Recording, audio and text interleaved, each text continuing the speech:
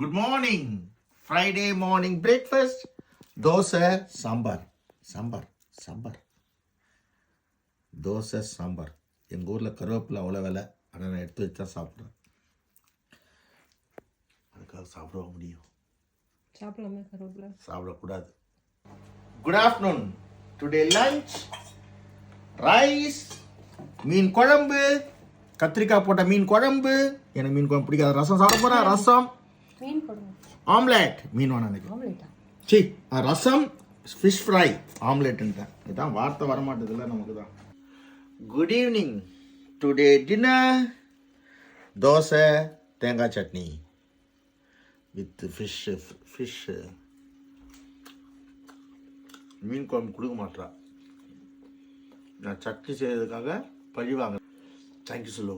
God bless you, God bless you, God bless you.